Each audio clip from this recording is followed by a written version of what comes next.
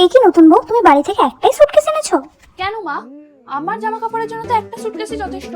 এই সুটকেসে আপনাদের 14 গোষ্ঠীর জামা কাপড় আনার কথা ছিল নাকি? আপনাদের ঘরে খাট, আলমারি, শোকেস সবই তো আছে। তাহলে আমার সুটকেসে আমার জামা কাপড় না থেকে কি থাকবে? অনেক টায়ার্ড হয়ে গেছি, বিয়ের অনেক অনুষ্ঠান ছিল তো, তাদের অনুষ্ঠানটা কমপ্লিট করুন প্লিজ। শাড়িটা দেখে মনে হচ্ছে কত কম দামের শাড়ি। হ্যাঁ, কমা দামের শাড়ি না?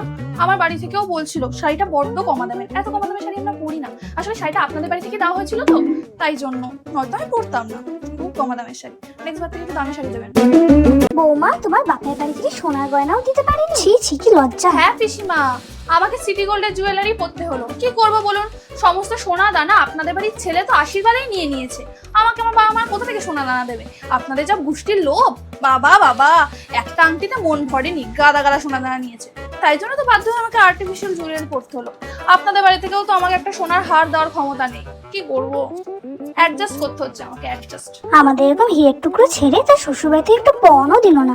আরে মাসিমা, এই সমস্ত পণ দেওয়া নেওয়ার কি কথা হচ্ছে? আরে বাবা, আমার বাবা তার সব থেকে দামি গিফট আমাকেই তো আপনাদের হাতে তুলে দিয়েছে।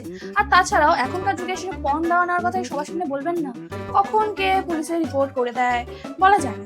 আর তাছাড়া আপনাদের ছেলে কি ইনকাম করে না যে আমার বাবার পণের ভাষায় বসে আছে? ইনকাম করে তো, টাকা পয়সা আছে তো নাকি? তো আপনাদের ছেলেটা খান, পণ টন কি? আপনারা এত সুন্দর একটা বৌমা পেয়েছেন ফ্রি ফর গাইড, কিচ্ছু দেননি আমার বাবাকে তার বদলে। এটাই আপনাদের জন্য অনেক। তো আপনার ছেলে যা থোবরা, সরকারি চাকরিও তো করে না, মোটা অঙ্কের চাকরিও করে না। তুমি নতুন বউ, তোমার মুখটা তো ফ্যাকাশে লাগছে কেন?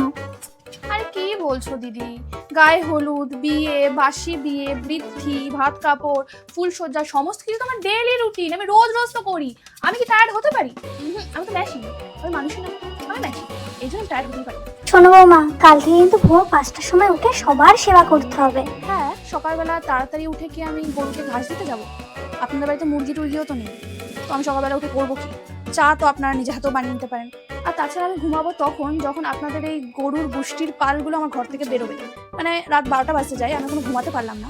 তো ভোর 5টার সময় ওঠা তো সরি, আমার দ্বারা তো হবে না। আমার বিউটি স্লিপ ইম্পর্টেন্ট। বাদ বাকি আমি 9টা 10টার সময় ওঠা কনসিডার করতে পারি। নিজের চাটা নিজেরাই বানিয়ে নেবেন, আমার চা আমি বানিয়ে খেয়ে নেব। Thank you.